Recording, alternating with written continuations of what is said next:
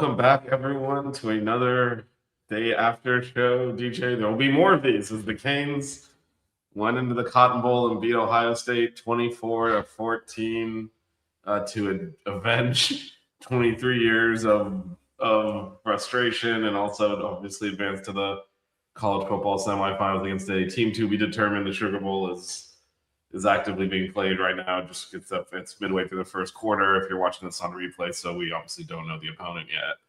DJ, how are you feeling? I'm feeling pretty good. I'm a little hungover. Well, I should say I'm still hungover, but I'm definitely feeling it. My 31st birthday is on Saturday, and the older I get, the longer these hangovers last. So we are not thriving, but surviving. How are you, Vish?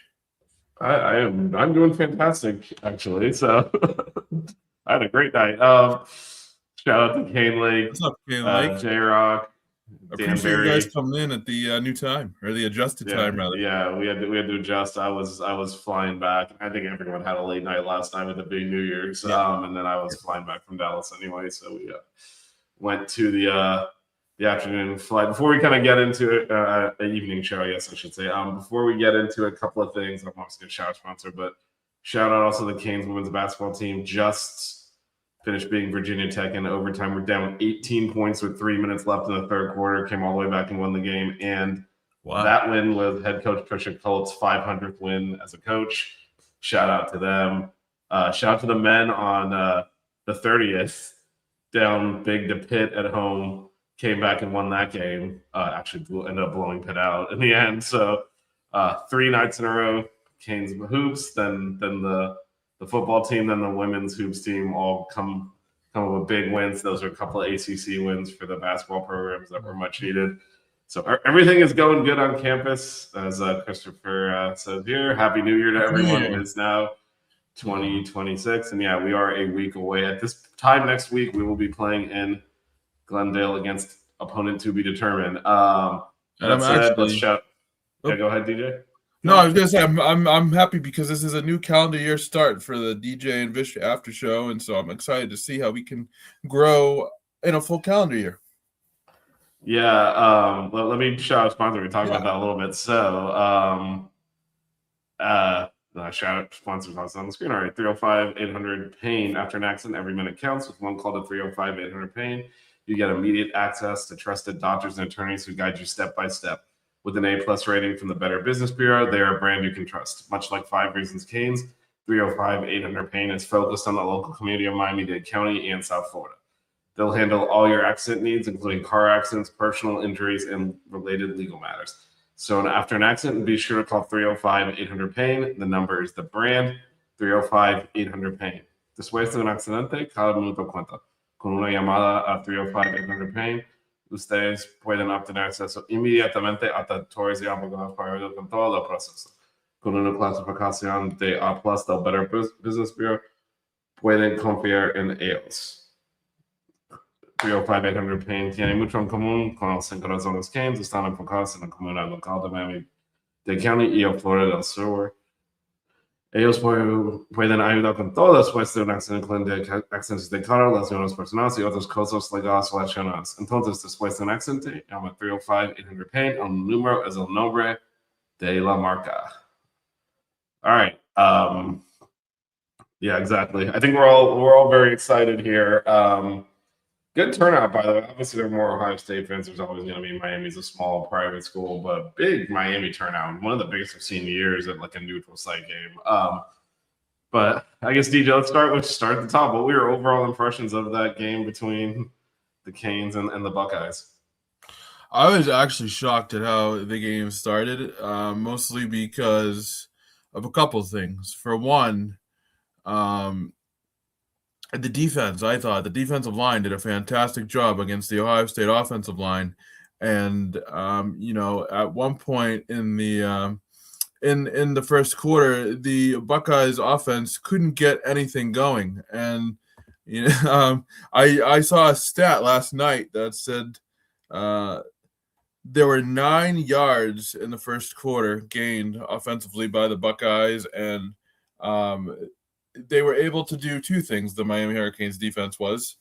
They were able to put pressure on Julian Sayin and also basically eliminate the Buckeyes running game, and they did it rather handily.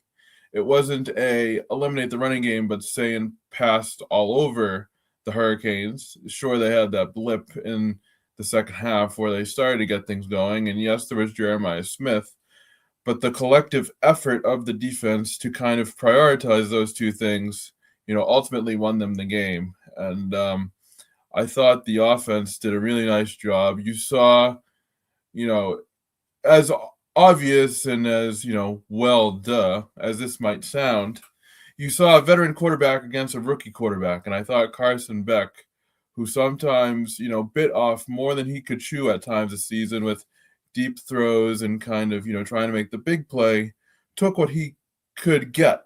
And I liked that from him. And I thought it showed a level of maturity in a type of game like this. And we all know that he has played in big moments like this. And I just thought that part of it really shone brightly as well. So I thought it was quite the contrast between a very good young quarterback in Sayin, but a much more mature and battle-tested quarterback in Carson Beck. And ultimately, that was a huge factor in this game.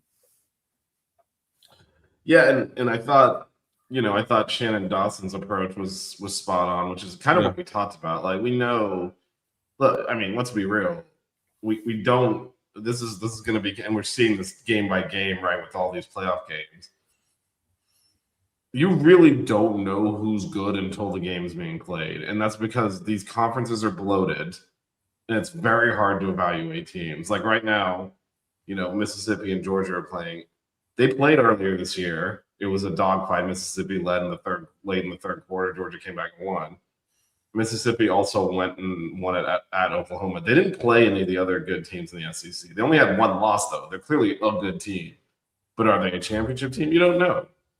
And I think that's the case with all these teams. But coming into this game, we knew, Ohio State has dudes. And they have playmakers. Like, whether or not they're the best team in the country or not, the Canes were better than them and they beat them. But you had to protect against that. And one of the big things we talked about in the pre-shows that we do, our show as well as the Sixers shows, you got to just keep getting positive yardage offensively. Can't take negative plays, can't make mistakes. And that's where Carson Beck was very good at getting the ball out, getting it where it needed to go, taking the check down, like you said, not forcing it.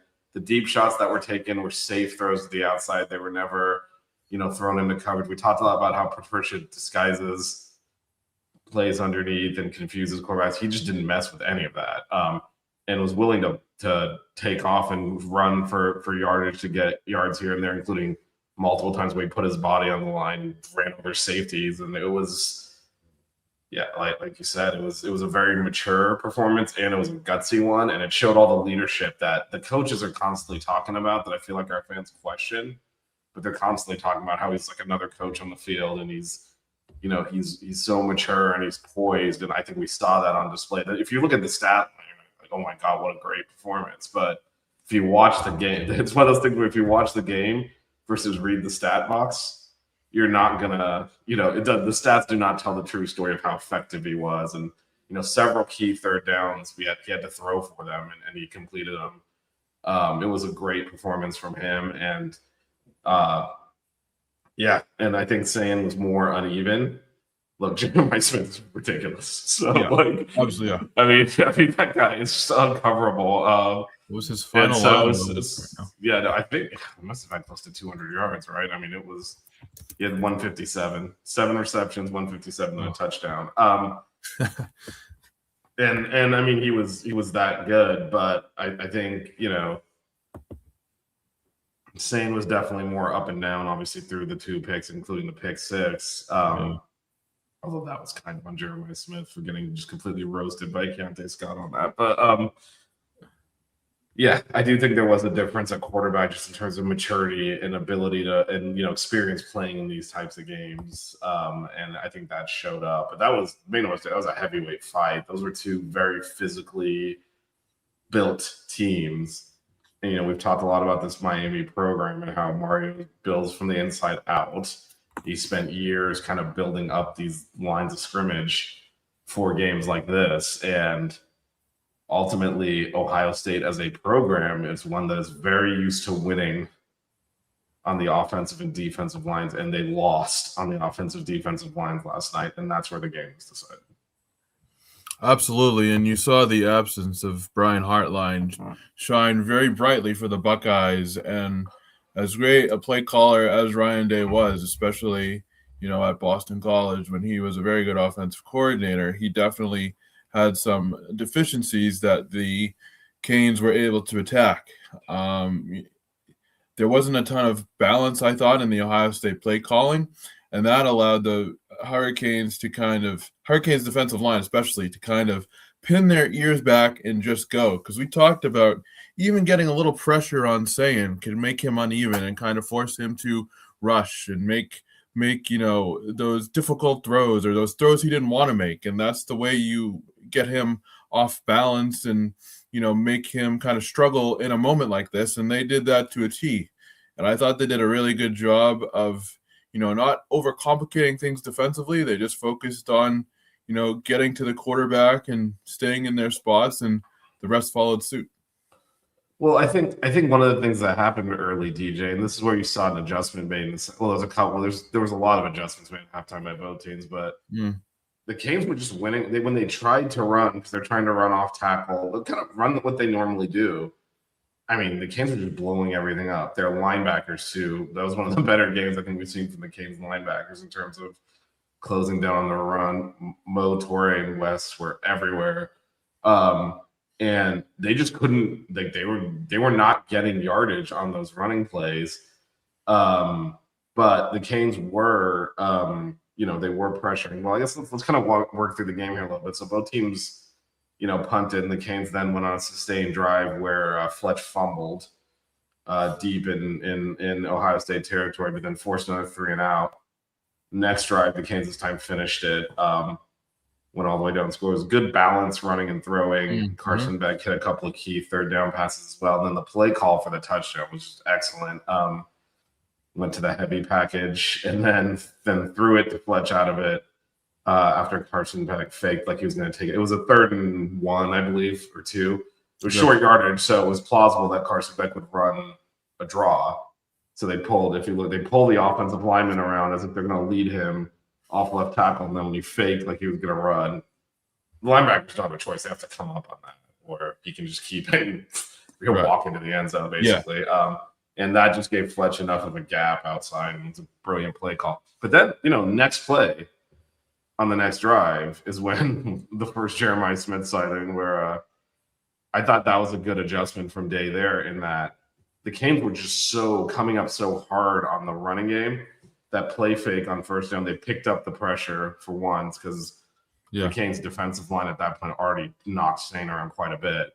But they picked up the pressure on that and gave him time, and he obviously dropped it in the bucket. And Jeremiah Smith is always open because he's Jeremiah Smith. So he is superhuman. That was a big play. Yeah, he's superhuman. That was a big play. But then next play right after that, once again, the Canes, Ruben May gets the sack, puts them in a negative play, and then probably the biggest play of the game was the next play after that, which is the Keontae Scott pick six.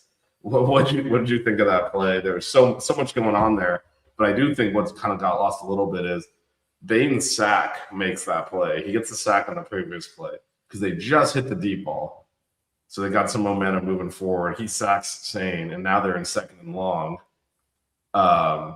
And this is where Keontae.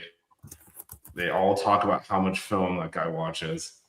And you could see when Ohio State motioned the tight end out, he knew what the play was. And I guarantee you he knew exactly these are their pet plays when they're in 2nd and 15. These are the plays they like to run. And so that shrinks what you have to process. And Gussie picked it right back. But what were your thoughts on that play there, the pick six? I thought that, he showed his incredible instincts and he showed his athleticism. And I thought that play completely changed the course of the game because at that point, Ohio State was still kind of, in the game, kind of trying to find their way. And, there was a chance that they could come back and, things like that. In the larger context of the game, that play was huge because I think that kind of shut the door on any, potential real Buckeye comeback. And I think that's where you saw this Miami team sort of take control but yet not get too overconfident. Whereas Ohio State, I mean, sure, they had some long plays and things like that, but you could tell they were kind of in a panic mode a little bit because they knew they needed to keep up. So I thought that play really kind of set the tone for the rest of the game, in that it kind of just, made it so the Buckeyes had more work to do and more things to put on their plate than maybe the offense in particular was ready for. And it was kind of interesting. I was thinking about it when we were talking about it on the show Monday. One of the things we didn't want to happen was Miami to get behind, so Carson Beck would have to feel pressure and make some maybe high risk throws, or feel like they're too behind to catch up in the game. And the defense of the Hurricanes did exactly that to Ohio State. Yeah, no, and the other thing it did is, we mentioned earlier that Fletch fumbled. It kind of wiped that out, because now both teams had driven down and not scored. Obviously, the Canes got a touchdown out of it, but the Canes had dominated the game up to that point. Basically, Ohio State made one play, which was the deep ball to Jeremiah Smith. The Canes had driven the ball multiple times. Even they punted, it was after several. It was non-competitive at that point. And the fact that Ohio State was driving to tie the game was because of the Canes fumbled when they were driving. So it's kind of, that kind of evened that out, and then the score reflected kind of the way the game was going at that point. And then the rest of the first half, the Canes were just on the doorstep of scoring and could not get any more points. Yeah.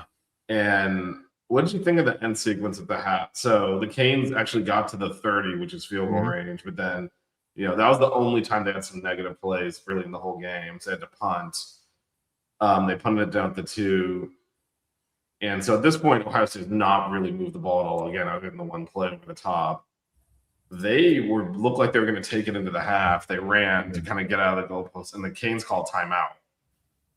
And then Ohio State ended up driving all the way down and missing a field goal. But what do you think of that decision? There was under 2 minutes left when the Canes stopped the clock to try and get the ball back. Because, again, Ohio State was pinned deep, so they're thinking we can punt and get it back and score.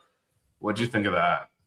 That was a stupid decision, honestly. I wouldn't have called a timeout. And I get why they did it, but at the same time, you don't want to give Ohio State extra opportunities. And I feel like that timeout, even if it was only for, a little bit of time in the game overall, I felt like it did that. So I personally would have just let the clock run. I wouldn't have called the timeout there, but ultimately. Yeah, I think what happened there, though, well, I do think while they didn't score, I do think that gave Ohio State a little bit of confidence. Yeah. That was the first time their offense looked competent. Yeah. And I think it gave them something, because obviously they got the ball first to start the second half and went down and scored touchdowns on their next 2 drives. And I thought it did give them a little confidence, even though they didn't score in it. I do think what happened is they had decided, you pin them deep. It's on the 2-yard line. The Canes still had multiple timeouts. So they would have gotten it back if they got 3 now with over a minute left by midfield. So I think in theory, you're thinking, okay, we can do this. Now, I think the difference is when they that run play, which was to kind of just, try to get to halftime, was actually successful for Ohio State this time. They got like 5 yards. They got out to now they're not throwing out their end zone. I think in hindsight, before the plays snapped, you're like, we're going to call timeout after this, because we're going to get the ball back. And I think, when he made a successful run, now you don't want to call timeout anymore, because now they can throw. Yeah, because they were never going to throw from the 2-yard. The way that the Canes were getting pressure, they were never going to throw from the 2-yard. But now from the 6 or the 7, you can drop back a normal drop back and throw without going back into your end zone. Yeah. So I think that changes the math on it, that they got a successful running play, but the Canes called the timeout anyway. And then, of course, they drove it all the way down the field. And again, it was the first time the offense I didn't like that. Look like anything. But it didn't cost them points, but I do think it gave Ohio State a little bit of momentum going into the second half. So the second half starts, so Canes kick off. Ohio State immediately goes down and gets a touchdown. Well, immediately, I'm using that term loosely because it was a long drive. And this is where I think Heatherman did make some adjustments. I think the Canes backed off a little bit in the second half in terms of the pressures they were doing, where it wasn't as much blitzing. And I mean, my thinking on that is, and I'm going to get your take as well, obviously, DJ, is you go into halftime, you're up 14-0. You're thinking about, okay, how would we lose this game? It's Jeremiah Smith catching balls over the top. And so I think they were content to back up a little bit, let Ohio State use a lot of time and effort to move the ball down the field and say we can make plays to keep them out of the end zone. We can make plays to force field goals. Their kickers already missed one. Hell, we can stop them 3 and outs even, but we're not going to let. But if they get 4 yards a pop and slowly move the ball down the field, we can live with that. We're not going to let Jeremiah Smith catch an 80-yard touchdown. Yeah. And I think that was an adjustment that was made. And Ohio State did move the ball down the field, but they took those drives they went on were long.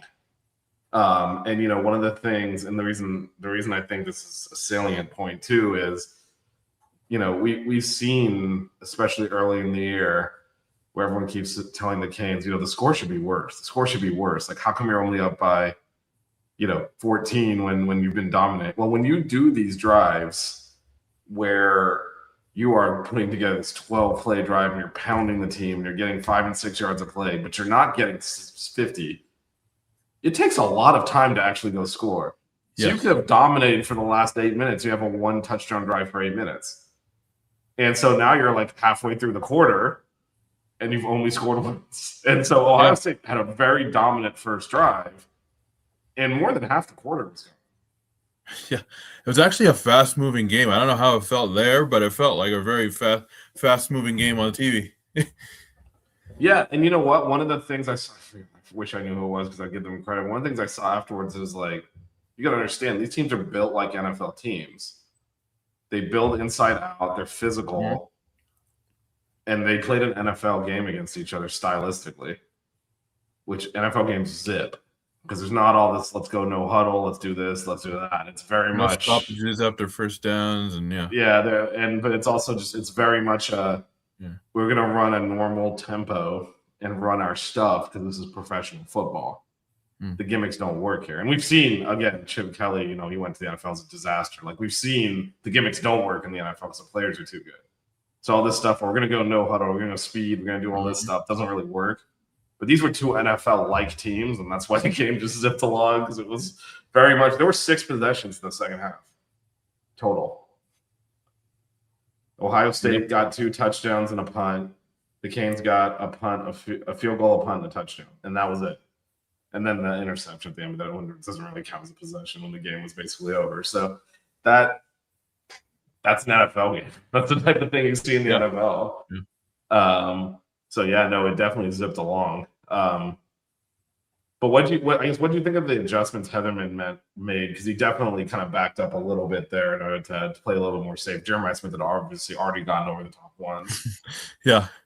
No, I definitely liked it because I feel like when you blitz, there's obviously, if you're successful, then it works well and can really pin back an opposing offense. But if you're not, I feel like that tends to lead to a lot more difficult coverage situations, a lot more scrambling on the part of the secondary, and it kind of, keeps the defense a little bit off guard. Whereas if you just let the defense kind of sit back, read the quarterback's eyes, not necessarily go after the quarterback, but still provide a little bit of a pass rushing presence, that kind of allows them to really sort of, take things in as opposed to just put your head down and go. And I think it also, too, although Jeremiah Smith did his thing and whatever, I think long drives like the one Ohio State had, although, they were successful and scored, it prevented it from becoming a track meet. And that was one of the things I didn't want to happen in this game. And I think, long sustained drives like that certainly helped avoid it. Right. And as the team, and this is actually, fortunately this year the Canes have not really fallen behind to the point where it was an issue. But as the team trailing, you don't want these long drives. And, from the Canes standpoint, like shortening, it was 14-0. So at this point, you're playing with buffer, and you'd be stupid not to try and use some of that. I did think one adjustment I did see Ohio State make at halftime that was effective is we mentioned the first half how the Canes were really flowing to the ball against the run game and bottling it up. They ran a lot more counter. And you can see kind of the backside cutback lanes open up. I thought that was a really good adjustment by them to get Counter the is running game difficult going. to stop if you don't. It's difficult to stop, especially when the Canes were flying, and we talked about this actually again on the pre-shows. You know, the Canes are very good swarming the football. That can open up some of the counter plays, and they had a lot of success cutting back in the second half when they finally did get their running game going a little bit. But again, they had to earn every yard. So it was 11 plays, 82 yards, and then 10 plays, 75 yards. I mean, this is literally the scoring. This is the whole third quarter. Ohio State touchdown drive, Miami field goal. That's it. So if you're coming in up 14, you'll take that any day. It's like, all right, great. Now we're up 10 in the fourth quarter. They've wasted half of the time they've had left, and they've gotten 4 points. Yeah, well, I mean, this is exactly what I was like hammering home during the week. This doesn't have to be cute. This doesn't have to be sexy, touchdown drives, every single, thing. It just has to be able to get the job done. And you don't have to call the plays pretty. You have to call them correctly. And I think both teams at the time called them, pretty well as it related to the flow and the tempo of the game. And the flow and the tempo is something else we talked about too. And I thought both teams, especially Miami, did a really nice job of not trying to go for the home run, but just try to balance the game and tip it in their favor. And that's not something we saw at times this year. We get to the fourth quarter, and again, they're forcing Ohio State to kind of fight for every yard. So it's 4th and 2 around the 10. Now, at this point, OJ Frederick had come up limping, so he was out of the game. But I don't know if you noticed this. I haven't watched I don't think they said anything on the game coverage because I did watch this, but it was 4th and 2 at the 14. Jeremiah Smith catches a 14-yard touchdown, comes over the middle, catches it for the first, and then runs it into the end zone. They did call defensive holding on Chase Smith, so it would have been a first anyway, but they declined it, and he did. He grabbed the tight end, which was the only penalty the Canes were whistled for the entire game, and it was declined. So they had 0 penalties. Which see what happens when you don't have ACC refs. Well, that and also these officials basically said we're not going to call a penalty on anything. Which I like. Well, yes, and so I will say the Canes were getting held quite a bit. They finally called Ohio State for holding towards the end. And then there was one very egregious pass interference miss where, he bear hugged, I think it was Keelan Marion, or it might have been CJ Daniels. And they went to the rules expert, like, is that pass interference? Well, yes, when you bear hug the receiver, don't play the ball, and the ball hits you in the back. It's pass interference. So it's just like that one. And then the one that that they were letting physicality go fine, but like that overturning when Carson Beck ran for a first down, and there was 0 angle that showed that they got the spot wrong, and they moved it back anyway and made the Canes punt. That was just terrible. But yeah, they basically decided they weren't going to call it. They called one holding on Ohio State, finally, on Ohio State's last real drive, which helped to kill the drive. And then they called the illegal formation when they punted. And those are the only 2 penalties they called the entire game. So I'm generally in agreement with that. But I think when you're doing things like, when you're tackling receivers as they're trying to catch the ball, you got to call those ones at least. But I definitely, again, as we've said, this one was not as, I would say, well officiated as the A&M game, because again, you can't overturn calls that look like first downs when you called it a first down. Just saying, to me, that's insane, and missing some of that pass interference is pretty bad. But there's a huge gap between the officiating we're witnessing week in, week out in the ACC and what we've been seeing in the playoff games. Yeah, it's not just a gap. It's like a crater. It's pretty big. Sorry, going back to the touchdown that they threw, and again, Chase Smith definitely held the tight end. It was a good call, but they didn't need it because Jeremiah Smith scored a touchdown. Yeah. Did you see who was covering Jeremiah Smith? I did not, because they didn't highlight it I saw it in real time during the game. They didn't really point it out on the game pass. No, they didn't. It was Jabari Antoine, who has not really played this year. I Wow. have absolute 4th and 2, and they put him on Jeremiah Smith. I don't know, man. Again, Welcome to your first action, kid. Here's OJ's been injured, so Jeremiah like, Smith. so you were gonna have a backup out there, but like, Now, to I be felt fair to like him, between Jeremiah Smith was making everybody look stupid. But I know, it's not like no, this I'm just saying in support. I was general. gonna Like, stop him, but like, it's just I felt like, again, you'll see 16 lined up across from him trying to make the coverage on that play. Yeah, that was a hell of a baptism for yeah, him. they really didn't highlight Again, that on the TV. yeah, OJ had come up limping, so they had to rotate. But I thought, between Xavier Lucas, Ethan O'Connor, and then they play Keontae in the nickel and bring in Bryce, and you also still have Jacoby and Poiser. Like, there's so many TVs you can go to before you throw the freshman out there for his first real action in the 4th down in the quarterfinals of the playoffs against Ohio State, and the guy who Trial would by probably fire, be right? who might be the best receiver in the NFL if he was in the NFL right now. I'd be like, come cover that guy. But it was, he of course made a great.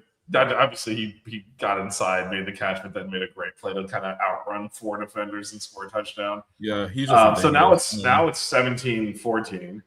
By the way, we didn't really highlight this, but after Ohio State's first drive, the Canes had a nice long drive, and then Carter Davis made a 50-yard field goal right down the middle. So, there was all that. Well, was it the win? Was it not the win? He's still going to have his confidence. He drilled that one. It was a huge kick. Yeah. Because that ended up defining the end sequence. Yeah, it did. Oh, man. Jasmine's idea of putting JoJo in. But my point is this: I have no issues if like Jabari, if Antoine's the next man up, he's the next man up. He's not the next man up because I just listed the 6 guys that they played without OJ. That's like what? Like, I don't really understand that decision. I didn't recognize the guy on the TV, and now that you just mentioned the name, we go look at the replay and watch who's watching. So you'll see 16 is on the coverage. But, after Carter, so now it's 17-14. The Canes get 1 first down, which again, shout out to Carson Beck. It was 3rd and 11. Yeah. That was actually the sequence of plays where they didn't call the pass interference. Canes get shot on first down. They didn't call the pass interference, which is pretty egregious. Lost a yard running on 2nd down, and then Carson Beck scrambled for the first down, ran over to Ohio State players, really threw his shoulder and it put his body on the line. To get that was so impressive. Then the Canes eventually did have to punt. So this is it now. Finally, Ohio State has the ball in a 1-possession game, which is, like you said, that pick 6 defined the game. This is the first time since then, and that was early in the 2nd quarter. They've had the ball with a chance to tie or take the and the Canes defense. So the Canes forced them into a 3rd and 15, and Jeremiah Smith gets open and catches it. At that point, I'm like, God, we just can't cover it. Like, no one can cover this guy, and you know that intellectually, but man, you gotta somehow cover him on 3rd and 15 and let someone else catch the ball. But then, as we said, the Canes defense really stepped up, got a sack, forced a holding, and forced them to 3rd and 20. Then great play by Lightfoot to make the tackle in the open. They tried to, pull off a chunk. I think if they got closer, they would have gone for it. But he basically made the tackle at the line of scrimmage. Great hustle play. One thing you'll notice when you watch the Canes play, these defensive linemen chase the ball. You'll see them 10 yards down the field chasing the play. It's for plays like this, because if you look at that play, Ohio State's trying to dump the ball off and get probably a chunk. If they get probably anything close to 10 yards, they might go for it. And Lightfoot's making the tackle, and Bain is coming up behind him to influence it. And it's like those are 2 defensive ends that chase the play all the way down to the sideline to make that tackle and force the punt. So the punt happens, and then, DJ, this is the moment of the game now. The Canes get the ball 70 yards from the end zone. There's, 6:53 or something left in the game? Yeah. And, well, we talk about championship medal, and if they sure as shit didn't just boss that ball all the way down the field and score a touchdown and eat the entire clock up and win the game. What were your thoughts on that drive? Just, I mean, it was a culmination of all the things that we wanted to do in the regular season, and we were able to do them here, and that it was just a wonderfully orchestrated drive. And again, I think this was one of like maybe Shannon Dawson's best called game of the season. But I just thought that they were able to execute at a high level, and just the way they completely took control of the game there, and they didn't say, oh, we're scared, we don't want to run this, or they didn't look tentative. They immediately and with conviction finished off that game, and it was really a sort of statement drive, and it was something that we wanted to see at times from the Hurricanes this season, and we were wondering at times this year if they could do that, and they did it, and they played like they wanted to win this game. This is the second game in a row where they really played like they wanted to win this game against a tough opponent, and that final drive, I mean, that was just exemplary of what we've seen over the past 2 weeks. Yeah, and not just the past 2 weeks. We saw this a little bit early in the year. If you remember, these kind of fourth quarter, just we're tougher than you, and we're going to show it now when it comes down to that critical point. And that drive starts with Malachi coming in motion and us running off tackle and him blocking the linebacker in the hole to open it up. And Malachi's the smallest guy in the field, and he took on someone much bigger and cleared them out of the gap that Fletch ran through. And then, like you said, I think it was confidence in. I think Dawson. I think this is the ultimate. I trust my quarterback, because there were several plays where he put the ball in Beck's hands, including, Marty Brown has not really played down the stretch of this season, and he subbed him in on a critical third down and threw it to him. And we have been talking all year that Marty is by far the best receiving running back on this team. And, we've talked about things like, if this isn't really a role in college football anymore, but back when you had that specialized third down back, he'd be great for that, because he's great catching the ball, he's great picking the blitz up. And if you look at the timing on that pass, the pass is perfect. He catches it kind of falling backwards, picks up a huge first down. And so now you're getting into the situation, the clock situation where Ohio State's going to have to start thinking about using timeouts. And then, sure shit, if they didn't hand the ball to Marty on the next play, he busted through for another first down. And, he hadn't really been carrying the ball since. I mean, the last time we saw significant – I don't even know the last time we saw significant action in competitive situations. Like, he played garbage time against NC State and against Pitt. He caught that touchdown when the game was already over. But it had been a long time, basically since Pringle emerged, where he got critical carries and he completely was ready to play, which kudos to him. That is very hard to do. To stay ready and focused. Because we know he's very physical. We know he's really good at picking the blitz up. We know he's a really good receiver. But to keep that sharpness when you're not playing and still excel, that was really impressive. And he clinched the game. I mean, he honestly made those two big plays and scored the touchdown. Just it's so impressive that he was able to do that, having not played a lot down the stretch of the season.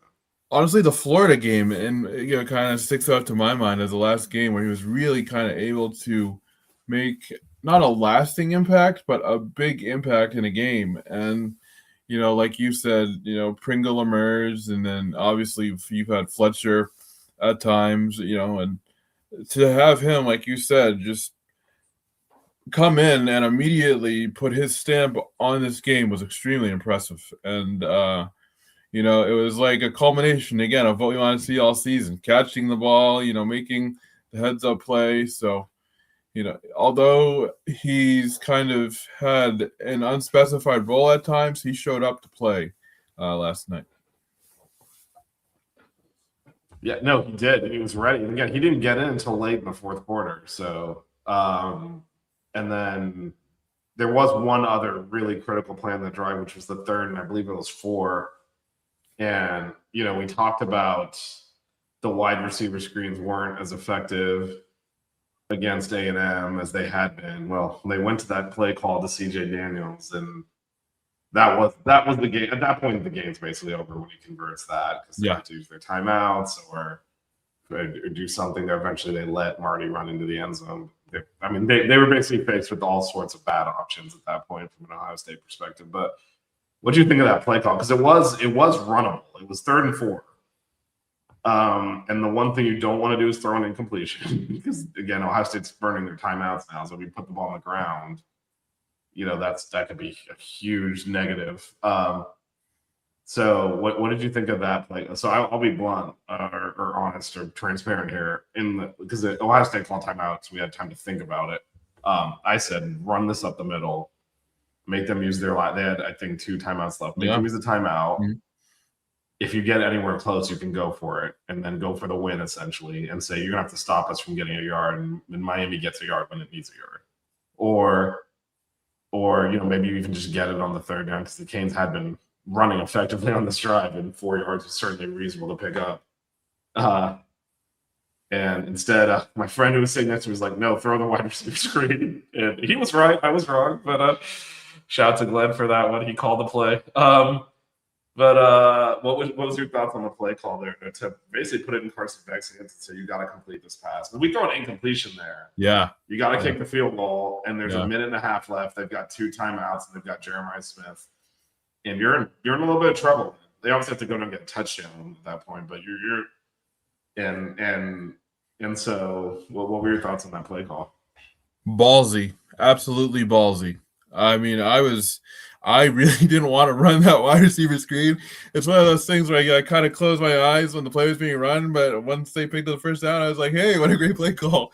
So, I mean, I really didn't want a wide receiver screen. I was with you. I thought maybe running the ball would be best, but man, that was a ballsy call, and it worked. So, I mean, it ended up being a really good call, but I was kind of unsure about it, even as the play developed, because like we talked about this earlier in the week, Ohio State's very good at reading those screenplays, and they've even taken back some for touchdowns. So the fact that Miami was able to execute, convert, and seal the deal all in one was awesome.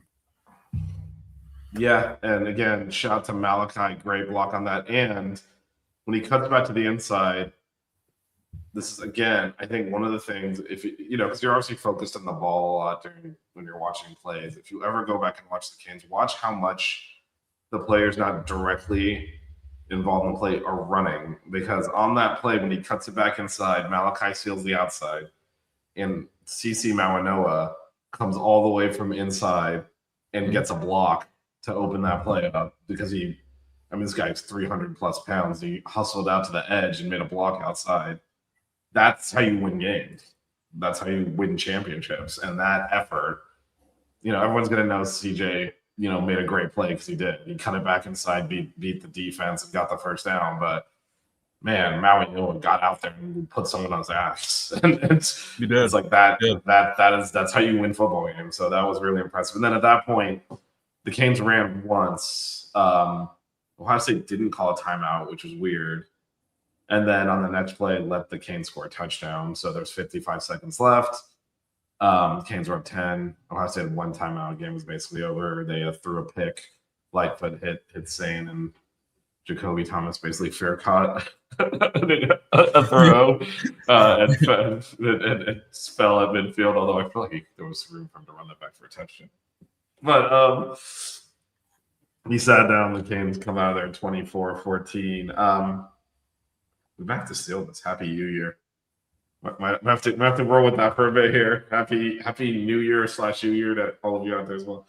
I did not. Did you see this? Did you see the stat on the QB I can pressures? look it up right now. Okay. I did not. Yeah, I was looking at the gamers because they send us like the box scores. I don't see it in there though. So I don't know if that 22 number is accurate. New Year to you, Parrish, as well. Yeah, it was a performance where the Canes were the more physical team against the defending champions and knocked them out. Well, just really impressive. And again, it's a team where a lot of guys stepped up. Some that hadn't really been playing a lot, like Murdy Brown, to to help see this thing through. 22. Great performance. All right, it is 22. There you go. It is 22. Led by Ruben Bain. Yeah, I mean, that's why his sack numbers aren't as high as you would think, because a lot of times he's forcing the to throw the ball away or ground it or run into someone else's sack. A lot of times Ruben gets off the line, the quarterback steps up into the defensive tackles. So his sack numbers aren't as high as his dominance is. And that's when you watch, again, this is a team very much where, this guy is consensus, no-brainer, defensive player of the year in the ACC. But then if you look at his sack total, it's like, well, it's not that high. Like, again, I already forgot the guy's name. Too much football going on, but the A&M guy who led the country in sacks, like his numbers are like much higher. But then if you watch Ruben Bain play, you're like, this guy's the best player on the field. You understand why he's on the field. Yeah. Right. And so I think it's very similar to Carson Beck's stat line in this game. If you just read the box score, you're like, well, that wasn't anything that special. If you watch the game, you realize he commanded his troops and led this team to victory. And so it's one of those watching the game versus reading a box score thing. But yeah, Ruben's actually been getting more sacks in the postseason, and I think some of it's also because these are better teams and their quarterbacks hold the ball longer. They're used to having more success, and there's a lot less of the let me just throw it straight out of bounds off the snap that we see sometimes when they know they're overmatched. And I think he's getting a little bit more opportunity here. Less waving the white flag for these better quarterbacks. I think again we talked about how this is almost the style of this game was very much an NFL style, right? It was not tempo. It was very much two teams kind of running pro style offenses and playing base defenses because they trust their guys. Not all these like exotic things. Obviously, Patricia, being Ohio State, is an NFL defensive coordinator working in college. I mean, so you had a very NFL style game in a way that suits itself better to the Canes, because we're trying to run into trouble with some of those gimmicky people. But if you're just going to line up and play football, we like our chances. I mean, the ACC as well. I mean, I don't know how much credit the ACC is receiving, but I think it might be a long time before the SEC gets 5 teams in the playoffs again after this debacle. Which, again, it's hard to tell who's good because they play unbalanced schedules. And you look at, one of the things, as much as the ACC gets made fun of for the absurd tiebreaker that had Duke, make the ACC championship game and ultimately win it. I mean, Bama, because they're Bama, no one knows that they're 5th best team in the SEC and they played in the championship game. They got blown out. Yeah. But it's because their schedules are also unbalanced. So I don't know how you solve that problem. These conferences have expanded too much. Like, you're gonna have that's the first problem right there. Wow, Mississippi basically just lost the game.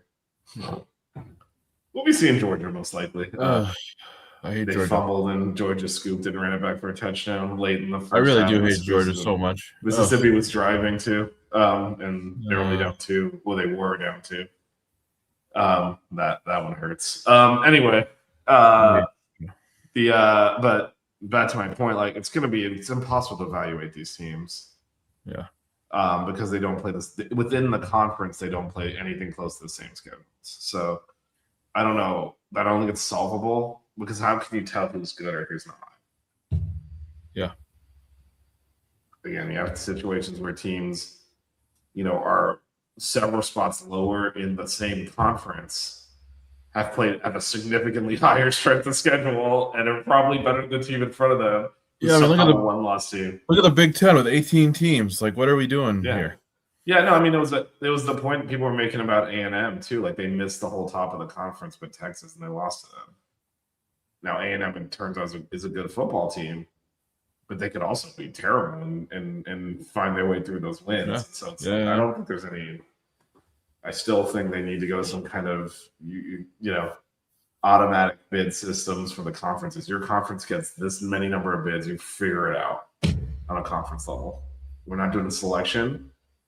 You get 3 for whatever it is, 3 bids for your conference. You can determine how you distribute those. and then versus having the committee try to figure it out, because the conference has created this problem. If you think about, the system was created when the Pac-10 was a major conference, or Pac-12 at that point. And if you had 5 conferences, and then those conferences had a lot of teams playing each other, now because instead of 20 teams, they're back to like 10, and you actually all play each other.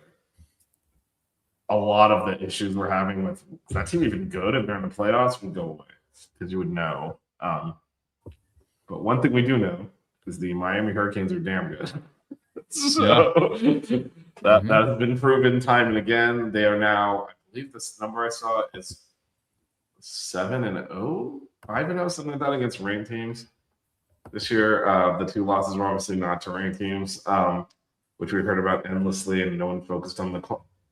Really quickly went from a the only thing that matters is quality wins to the only thing that matters is losses conversation. But Canes are stacking those quality wins again. They'll be out at the Fiesta Bowl on actually a week from today. They will be playing in that game.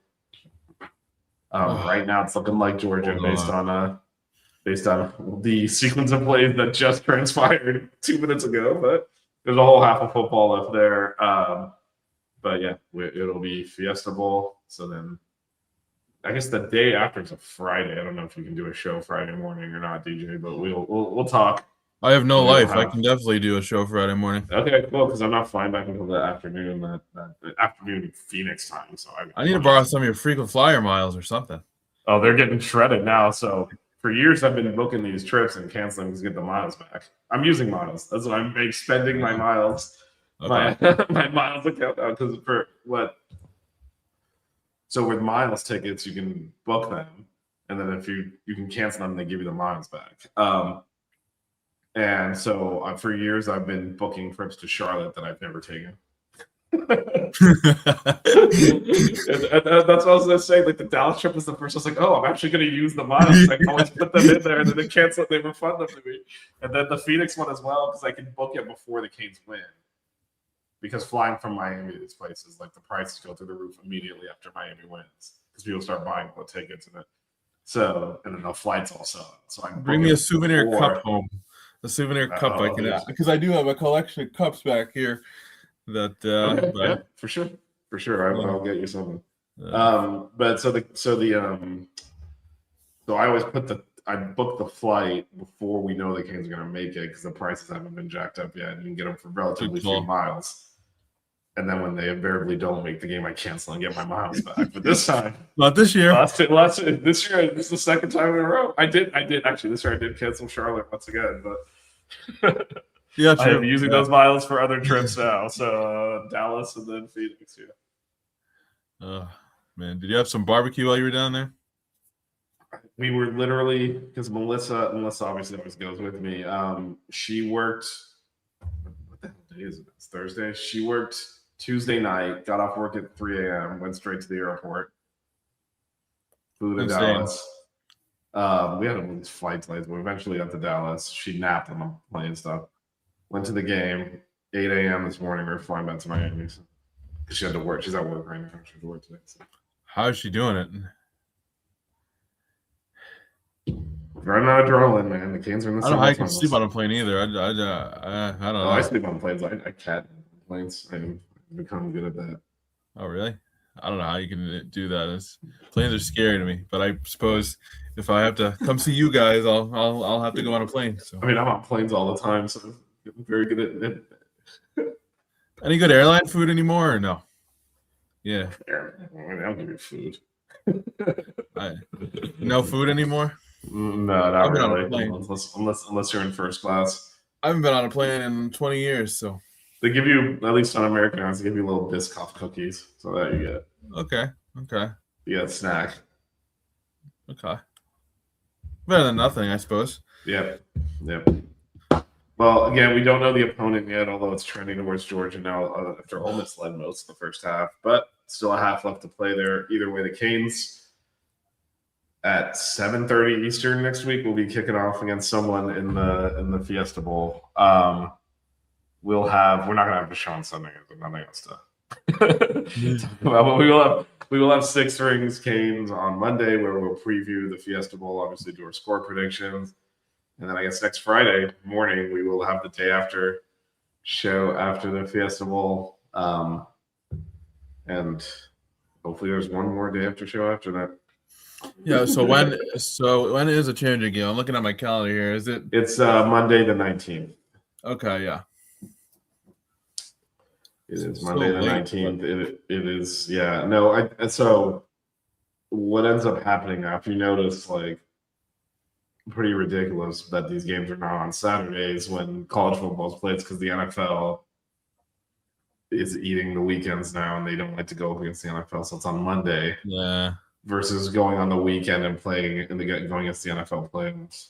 I know. At one point, I think we had Monday, Thursday, Friday, Saturday, Sunday NFL games. It's kind of crazy. Well, there's an actual law that prohibits the NFL from playing, I think, from Friday afternoon to Saturday night or something like that, from the day after Labor Day to like the beginning of December. That's why they don't ever, like in the middle of the season, don't ever play on Saturdays or Fridays. What about the Friday Thanksgiving games that we just had? The Friday after Thanksgiving, that might be an exception because I forget when the cutoff is, but that's why you only see later in the season, like towards the end, all of a sudden they're playing on Saturdays, and so to work around that, these playoff games are not on weekends. I didn't realize there was an actual law.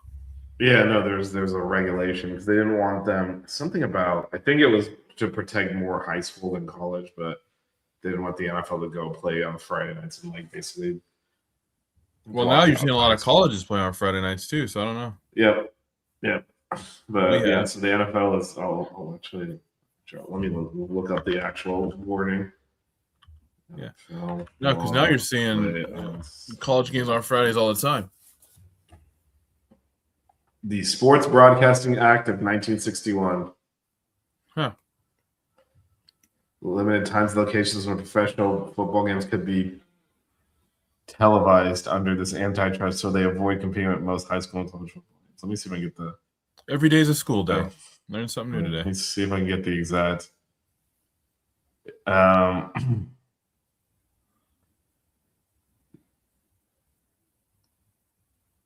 Second Saturday in December is what it says, and then here to answer your question. So basically, it's until the second Saturday in December. They cannot play games on Friday night or Saturday, but it's Friday night. The NFL's Black Friday game circumvents the act by being scheduled as an afternoon game with a 3 p.m. kickoff. Ah, clever. Clever. Okay. So that is why they're able to play because they kick off early enough where it's technically not a night game because it's Friday night through Saturday that they cannot. So that's why we see like 3:59 p.m. kickoffs. yeah, until the second Saturday in December, and that's why after that point you start seeing NFL all day Saturday too. Okay. Huh. And that's why the playoffs ran into that. Like when we played.